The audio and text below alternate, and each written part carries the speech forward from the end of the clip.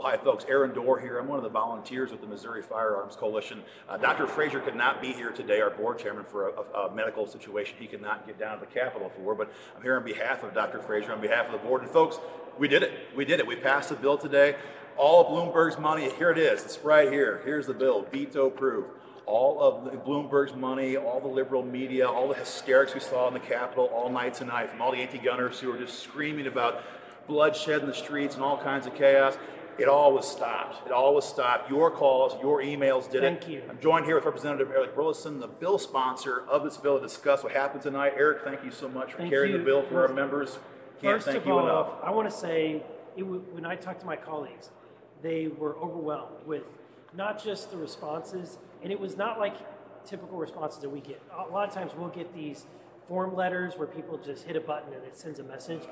But everyone out there was writing personal notes. Sometimes we were getting handwritten letters. It was unbelievable, the passion and the intelligence that was being put forth in all the letters. Not just on being sent in emails, but the phone calls we got, handwritten notes, and posts on social media. So really, it was unbelievable to see citizens take action and really do what is a Republican form of government, which is that it is your government.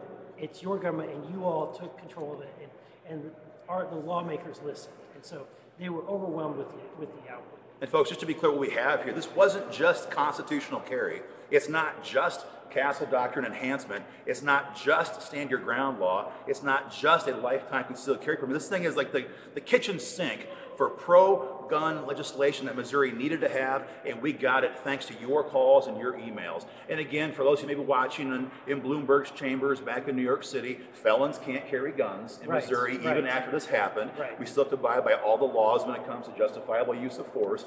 But no longer can an anti-gun prosecutor potentially look at you and say, to kind of grind their axe and then prosecute somebody because we do not have a stand your ground law, because we have, again, all of those calls and those emails. That's what makes this stuff happen. As Eric has just told you, I mean, they can get flooded with calls and emails from all across the country. Bloomberg's people from all over the world. You said you were getting calls from across the world, but that doesn't count. What counts is what people in Missouri do, what Missourians say, what they think. And Eric, I just, we're getting a lot of questions from our members, though, now on what happens now with this bill. It's very multifaceted. There's lots of parts to it. What happens when? What's the order of when things take effect? Well, the good news is that it's going to take effect, that there is no one that's now going to stop this from happening. This is going to take effect. It was overridden by the legislature. And the way that Missouri law, I've not had a veto override, so I had to find this out, but basically they have 30 days to put this from becoming a bill into the statutes. Almost all of the bill is going to become statute within 30 days and will be active within 30 days. In fact, the entire bill becomes statute in 30 days. The part related to constitutional carry, because it relates to penalty provisions, there's another bill that was passed. It's a complete rewrite of the penalty code that goes into effect in January of 2017.